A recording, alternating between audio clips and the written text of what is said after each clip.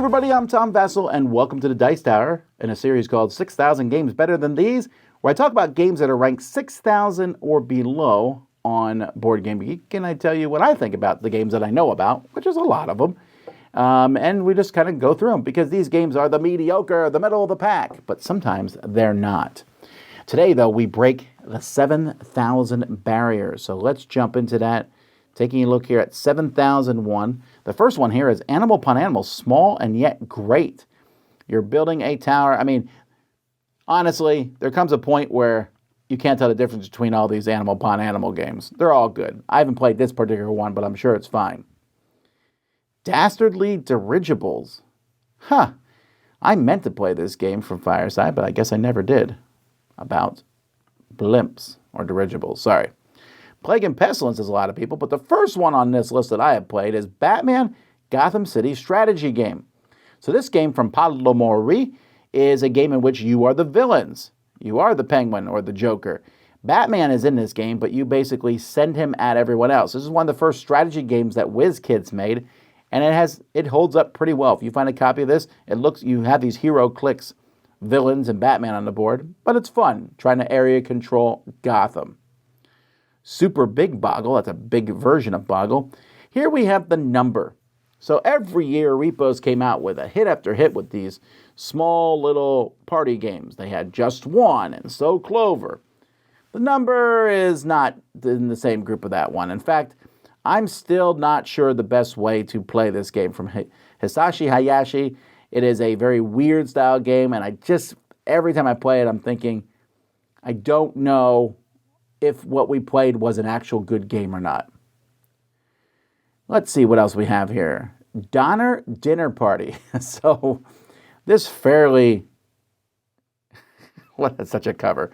Anyhow, yeah, there's cannibalism in the game, but it is basically, it's not real, I mean it is, but it's essentially just a social deduction game that is being sold based on its theme.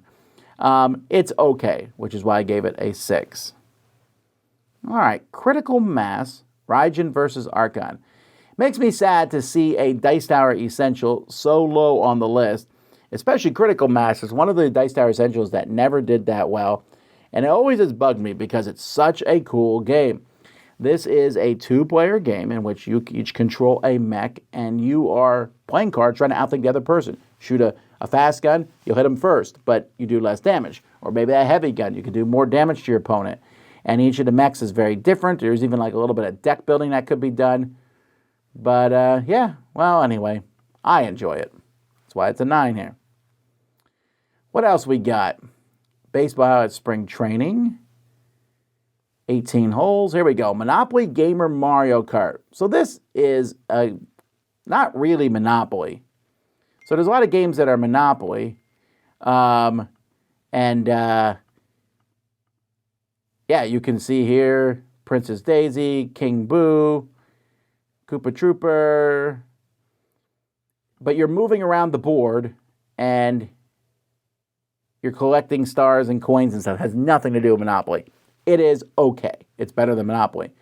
But the best use for Monopoly Gamer, especially since you could buy little expansion packs with the little extra race cars in, is you can take all these little Mario Kart people and stick them in other games. I have mine in the racing, just various racing games. So that's worth it for me. I saw a guy at Dice Tower East this year who did a whole Mario Kart board game.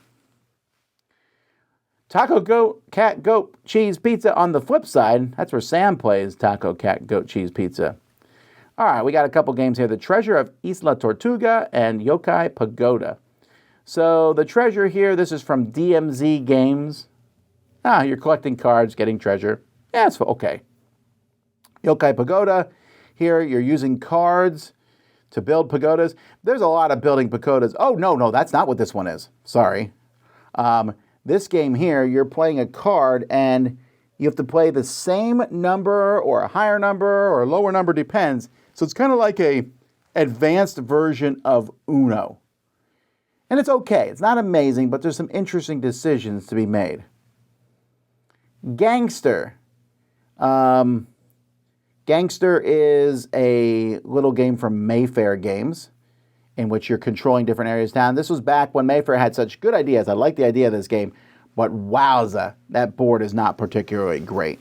But it's an area control gangster style game. All right, Trickster Champions of Time. Taverns and Dragons. This is a game I thought I would enjoy and did not. Has all these cool cards, and it has this terrible thing here in the front where there's like a meeple. I hate that. Like, that's a really cool dragon, and then there's a meeple running from it. Meeples are supposed to represent humans. Anyway, that's not why I don't like the game, though. I don't like the game because when you move around this board, your actions are so limited. Cool pieces, but it's like, get this resource, get this. It even has something in there where you fight the dragon, but the person who hits it last gets more points than everybody else. There's just a lot of things I disliked about this one.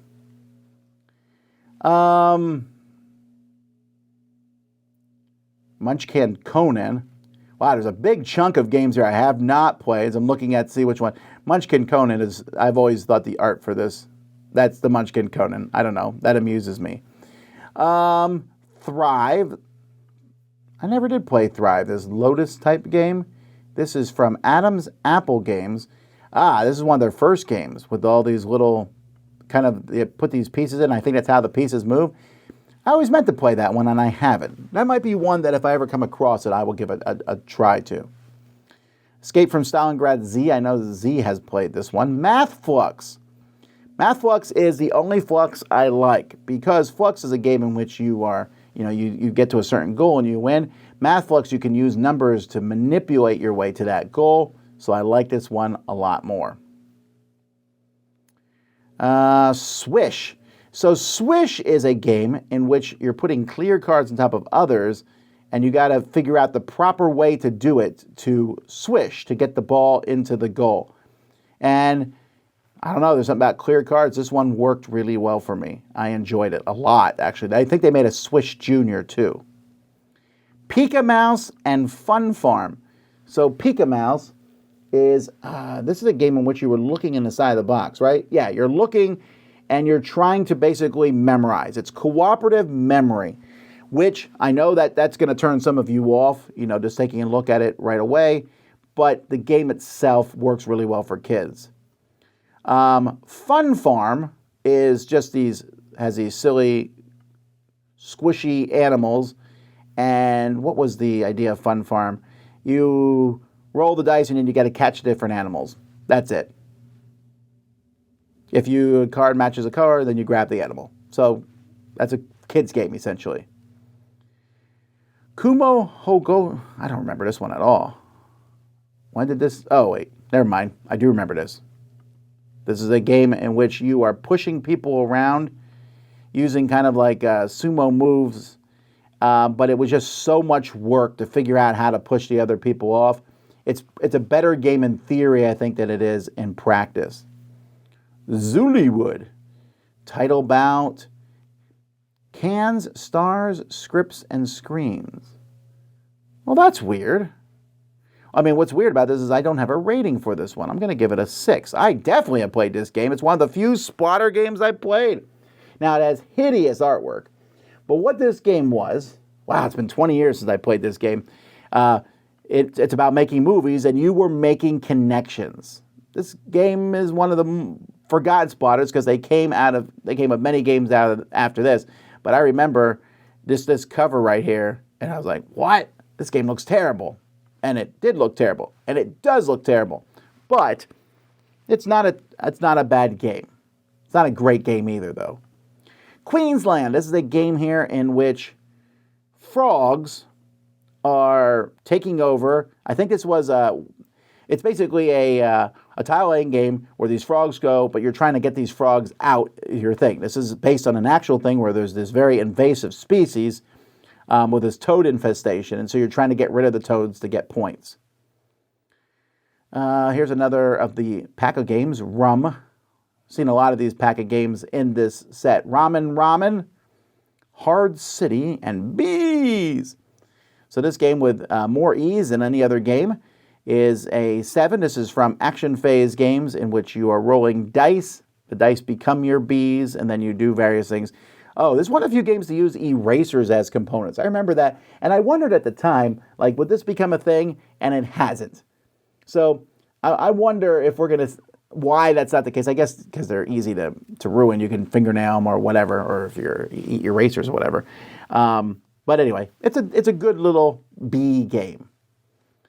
Then we have Lattis Hawaii. This is a game that I thought I would really like to play more. But unfortunately, wait, I just went back to B's again. Sorry. This one has these little tiles that you're going to be placing out on the board and everything and trying to make groups. And I thought I would really like it. I think there's actually, if I remember correctly, there's 2 different ways to play it. I did not enjoy either of them, so 5 out of 10. Then we have Mixtour. So Mixtour is a nice little wooden game. The company who made this here is Clemens Gerhard's. So if you've never seen Clemens Gerhard's games, they have a booth every year at Essen, and they make these wooden games. Every year, I'm excited. I go over and look at what their booth has. This is a nice 2-player one where you're trying to build stacks of these different tiles, 5 or more. You can split but the height of the receiver stack is how far you can move. So you can move onto something. I just enjoyed this one. Also, there's Rummikub Twist. Adventure Time Card Wars Finn versus Jake. Now, I have to say, this was interesting to me that, look at this. This is ranked 7,084. Yet this was just recently on Kickstarter and went gangbusters. From Cryptozoic Entertainment, this is based on a single episode of Adventure Time. And, it's making fun of Magic the Gathering, and they make up this card. But it works. And this card thing works well. I believe there was 2 sets. I never did much deck building with it. But again, like I said, it just did gangbusters on Kickstarter. So I'm sure this game will be even more popular when that is released. Tom Tube. I don't remember anything about this game. Looks like you are... Well, it's not even letting me click here on the pictures. Well, I guess we'd never know what it looks like then. Well, that's because I just lost internet.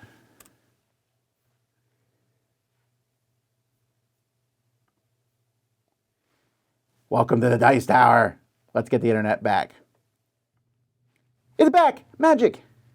So anyhow, Tom Tube is a game that has all these different tubes and you're moving around, and I don't remember anything else about the game other than I did not enjoy it. Also, it came out a long time ago, 20 years. All right, Slide Blast and Halloween. Very different games here. Slide Blast is a game in which you're building water slides. And this is one of those themes that I keep saying, why are more people not doing it? Everyone loves water slides. Why don't we have more games about water slides instead of trains? This is a fun little light game. Halloween is one person is Michael Myers and everyone else is trying to hide from you or find you. Depends if they want to fight you or not. It's a very light hidden movement game, but because of that lightness, it works. Just realize when you play it, you're playing a game that's even lighter, say, than maybe Scotland Yard. But it's that kind of style game. All right, Carcassonne for 2. I've never played that. Guilds. I feel like I've seen Guilds. Dice Ice and Cappuccino. Guilds is a game, I never did play this one. Okay, maybe someday. Dice Heist. This is, you're taking, you're heisting from a tomb with the roll of dice. I remember playing this one. It's okay, but it's just kind of a lucky game. And then Cappuccino, amazing components. Let's not complain about these components. This is from Matago. It's one of the first games I played from Matago. And I remember thinking that's a really cool looking game, this abstract strategy game where you're just stacking these cups. But it's not that good of a game. I didn't enjoy it. And then the last game on this list today is Munchkin Foo. Lots of Munchkins here. This was a tougher list. I mean, there's still a lot of games here I like. I think the one I like the best in this one is, Critical Mass. And the Batman game. Well, what do you do? Hey, let me know in the comments which of these is your favorite. And then we will see. That way we can tell people about great games. Thanks so much for sticking with me through this series. Until next time, I'm Tom Vasel, and you've been watching The Dice Tower.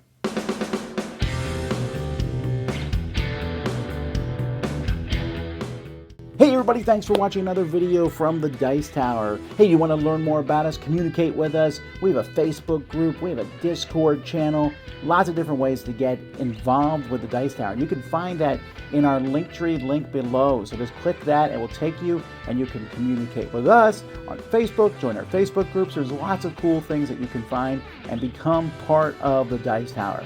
Thanks so much for watching. I'm Tom Vasel.